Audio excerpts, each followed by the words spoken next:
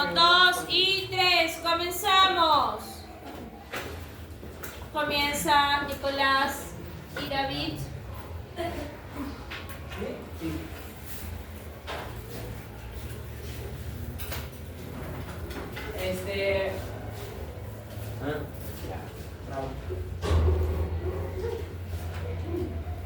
Así que, profesores y compañeros, el día de hoy nosotros, yo, les habla David Ramírez y acá mi compañero Nicolás de Chinga, vamos a hablar sobre la guerra del Salitre, la guerra del Pacífico, la guerra del Perú con Chile y empezamos. Una pregunta abierta que queremos iniciar nosotros dos es ¿qué es lo primero, cuál es la primera palabra que se le viene a la cabeza cuando uno le dice guerra del Pacífico o guerra del Salitre? A ver, alguien, no sé, cualquier idea de Chile, Perú, una idea Chile y Perú, otro, 5 ideas aunque sea, 5 ideas. Carlito, ¿me puedes apoyar? 5 ideas. Una batallas en los mares, terrestres y en la ley.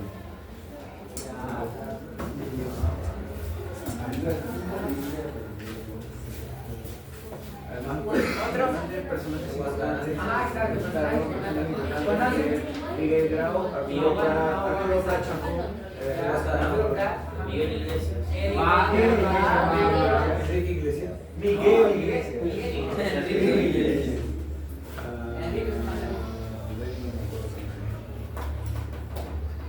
Víctor Williams. Grita.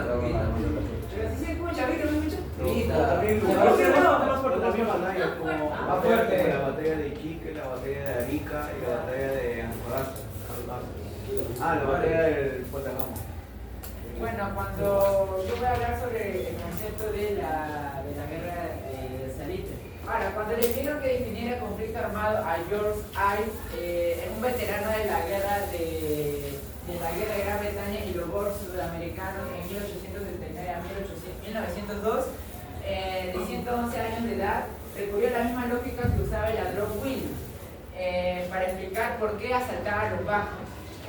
¿No? Vas a la guerra para matarlos. Observó George Ives y ellos tratan de matarlo. Es básicamente el sentido que nosotros damos a la guerra que ocurrió en ese periodo.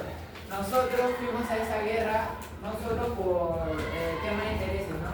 Sino porque nosotros ya tenemos un tratado con Bolivia que básicamente nos jalaba esa guerra, ¿no?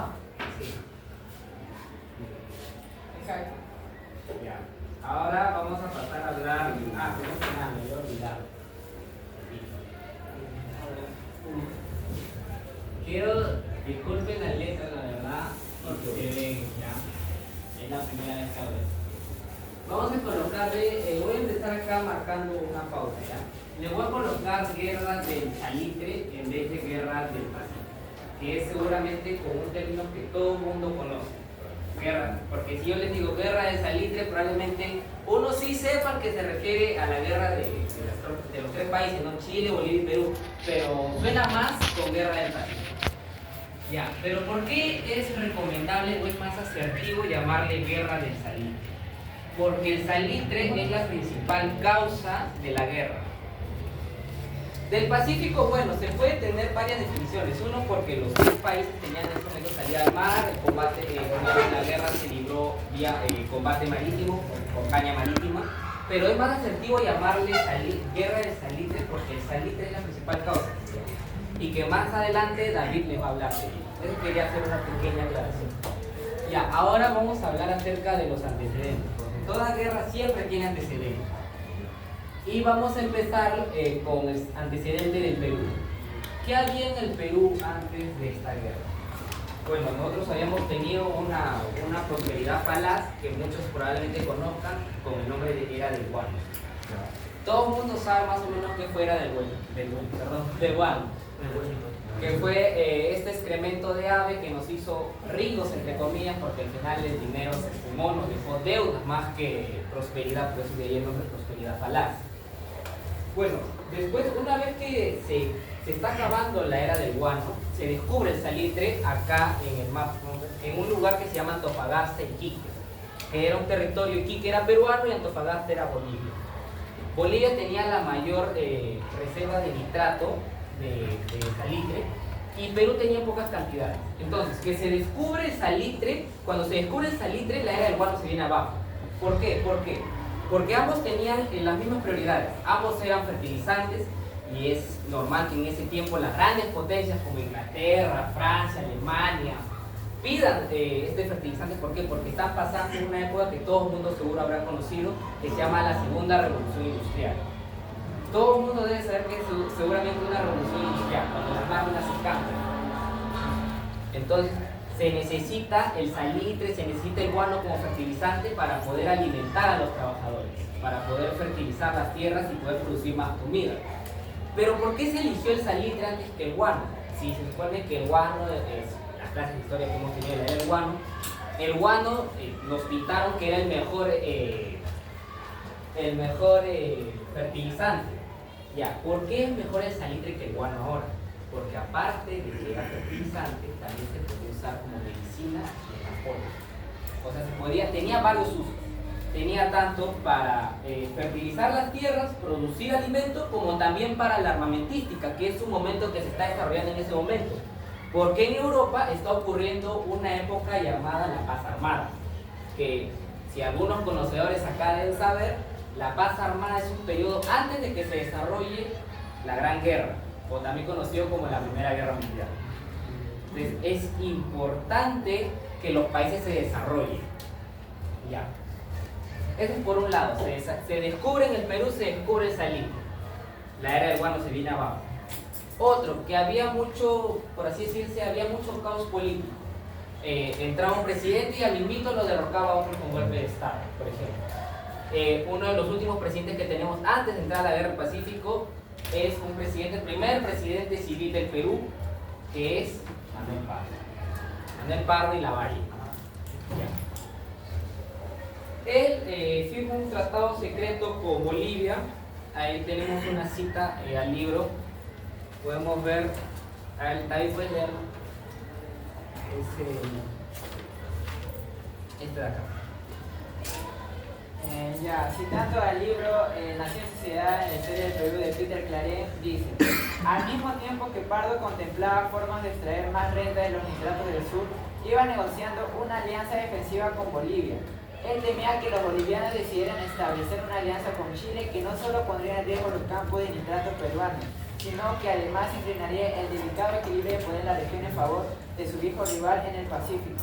El tratado se firmó el 6 de febrero de 1863, acordando cada país acudir en ayuda del otro si su soberanía territorial era violada por un tercero. Y para terminar con los antecedentes del Perú, tenemos que también había mucho caos social. Como anécdota, y ya para cerrar con los antecedentes del Perú, se decía que para ir a votar a las elecciones, bueno, votar entre comillas, porque venía alguien, un loco venía a golpe de Estado a entrar como presidente, dice que para entrar a las elecciones, para entrar a votar, dice que se tenía que ir con pistola. O sea, hazte una idea de qué tanto era el caos en ese tiempo en la sociedad del Perú, para que tú vayas, imagínate ahorita ir a las ánforas y que vayas con pistola. Raro, ¿sí o no? Porque no estamos acostumbrados, pero en ese tiempo era así. Ahora, terminando con esto, le doy el pase a David para que nos hable de los antecedentes de Bolivia. Bueno, ahora vamos a hablar de los antecedentes de Bolivia. Uno de los antecedentes de Bolivia fueron la falta de límites, de establecimiento de límites entre Chile y Bolivia. ¿Por qué? ¿Dónde pasa? Como se puede ver, acá Bolivia en ese tiempo tenía salida al mar, ¿no? Pero Bolivia, creo que una vez lo mencioné en la era de la Confederación Boliviana, quería tener salida por acá. ¿Por qué? Porque acá había salitre, ¿no? Acá, pero entonces Simón Bolívar le dijo: no, por acá nomás, por acá salía al mar, Atacama. Entonces, eso le incomodó a Chile. Perdón, que nunca he hecho eso, la verdad. Chile renunciaba a reclamar territorios al norte del paralelo 24 a cambio que Bolivia no aumentara los impuestos en empresas durante 25 años. Cosa que Bolivia no respetó. Luego vendría el Tratado de 1874, donde lo acaba de explicar. La relación con Perú. En 1873 Bolivia firmó un tratado secreto de alianza defensiva donde se iba a involucrar un tercero. Bolivia y Perú se iban a unir para poder combatir esa amenaza.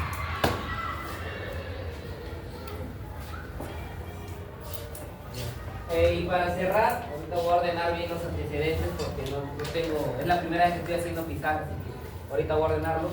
Y para terminar con los antecedentes de Chile, por ejemplo, tenemos que Chile había negociado, porque Chile también tenía nitrato, tenía salitre también en su territorio, más o menos por el norte, pero escaso. Entonces, ¿qué hizo? Bueno, pues como vio que salitre traía ingresos, ¿qué hizo? Se fue con Bolivia y firmaron un tratado en el cual Chile iba a poner en Antofagasta, o sea en territorio boliviano, iba a poner empresas para explotar el salitre. Y por cada quintal de salitre explotado o de salitre sacado, se iba a pagar 10 centavos. Eso era una miseria, pagar una bolsa por 10 centavos, pero créeme que cuando tú lo haces en grandes cantidades, pues la suma es muy grande, que digamos. Este tratado se va a dar antes de la guerra, en el año 1883. Me van a disculpar, no estoy muy seguro, la verdad. Sería mentirles que fue en 1883, pero por ahí un año más o menos. Y también tenemos de que Chile, hablando más de lo político, a diferencia del Perú, que les dije que tenía un gobierno pues no tan estable, no tenía una política tan estable porque cada rato entraban presidentes, y en el Perú por golpes de Estado, problemas. En Chile ya se venía desarrollando una política más estable. O sea, si nosotros recién en los años 1870 teníamos recién el primer partido civil, o sea, Chile ya lo tenía ya, ¿qué? Desde 1830, o sea, terminando recién su independencia, ya había desarrollado una política estable con un partido civil. Entonces, Chile ya venía preparado, por así decirse, porque su política no era tan inestable, o sea, no había muchas contradicciones en el mismo país. Por ello es que Chile estaba, por así decirse, mejor preparado para la guerra, e incluso algunos dicen, ¿no?, que Inglaterra y los masones son como un grupo, por así decirse, chiquito, secreto, que tienen, por así decirse, mucho poder en una sociedad. Dicen que Chile y los masones e Inglaterra están detrás de todo esto. Y puede que tenga algo de verdad, pero no es, por así decirse, muy verídico. Se cuestionan algunas cosas y todo eso lo pueden encontrar en los libros. Ahora pasamos a las causas de la guerra. Ya, una de las causas de la guerra podría ser la disputa territorial.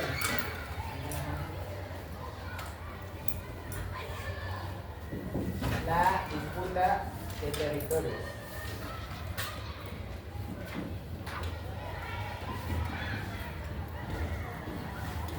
Otra causa vendría a ser los intereses económicos del salitre, lo cual para Bolivia, para Chile y para Perú iba a ser un boom económico. Los intereses económicos. Otro vendría a ser los tratados incumplidos, donde, como ya lo explicó Nicolás, Bolivia aumentó los impuestos.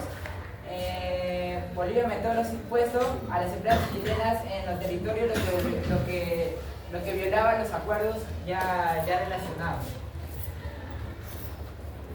Y otro vendría a ser entre la alianza entre Perú y Bolivia. Ambos firmaron un tratado secreto de alianza defensiva en 1873, lo que aumentó la desconfianza en Chile. Bueno, ahora vendría el tema de las percepciones de la guerra, percepciones nacionalistas ante la guerra. A diferencia que muchos pueden creer que en ese tiempo Perú, una vez dado la declaración de guerra, Perú se sentía bajoneado, creía que iban a perder, es todo lo contrario. Hay un libro, no lo tengo, pero está en PDF, pueden buscarlo, que se llama Lima Tomada, es un unilibro, lo pueden buscar.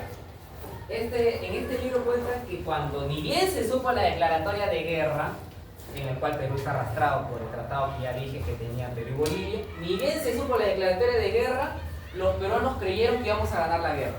Es más, incluso en los teatros de ese tiempo, en los teatros de Lima, acá quiero hacer una aclaración, paréntesis. Cuando yo hable de Perú, me voy a referir exactamente a Lima. Porque si nosotros hablamos en la guerra Perú, Bolivia y Chile, estamos generalizando mucho. ¿Por qué? La guerra sí tiene intereses, pero no es interés de todo el país. Y ustedes bien lo saben con la era del guano. En la era del guano no todos los peruanos se beneficiaron con el dinero, solo las élites. Igualito, acá los intereses no va a ser de todo el país, solo va a ser de las élites. Entonces, cuando yo diga Perú, ten en cuenta que yo me estoy refiriendo a la oligarquía de Lima, a la aristocracia de Bolivia o a los pelucones, así se le llama a la oligarquía de chilena, o a los pelucones de Chile. Entonces, cada vez que diga Chile, Bolivia, Perú, ya tengo una idea de que nada más me estoy refiriendo a las élites. ¿Qué me quedé? Ahí en los teatros. Es más, en ese libro cuenta que se daban obras teatrales en el que Perú se lo pintaba como ganador, y ni siquiera por una, no sé, una victoria de las cosas, sino como una victoria apabullante. O sea, se lo veía prácticamente que Chile era pisoteado, era pateado y el peruano era triunfador. Bueno, todo esto se va a venir abajo cuando se pierda Tarmangarí, que eso ya más adelante lo vamos a explicar. Bueno, en Chile tenemos lo contrario. Chile sí sabía que venían mal, pero a través de una campaña popular, ¿no?, en el cual se le hacía llamado al chileno para que luche por la patria, ¿no? Bueno, pues se registran que las tropas en ese momento de Chile, antes de esa campaña popular, eran de cerca de 3.000 soldados. 3.000, 4.000, 5.000 exagerando. Pero se da la campaña popular, el llamado a los chilenos para que se unan a las filas, y de 5.000, 6.000 suben a 20.000. O sea, hazte una idea. Entonces Chile ya tenía ejército para dar batalla. Esa es una percepción nacionalista, ¿no? El chileno, por sentirse, por así decirse, un poco vencido, trata de salir por su patria, ¿no? Y eso es muy diferente a lo que se ve en Perú. Y en Bolivia, bueno, también, pero en Bolivia no fue tan resaltante. Fue más que nada, se sintió un odio a los chilenos. Las percepciones serían más que nada odio. No había tanto nacionalismo o patriotismo para defender la bandera. Sigue David.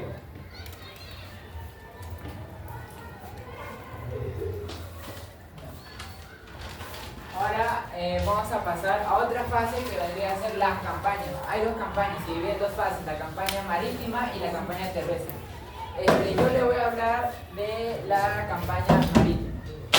Vamos a hacer tipo una representación de cómo fue esa campaña, con los barquitos, los botes que tenían ese tiempo de Perú y en Chile.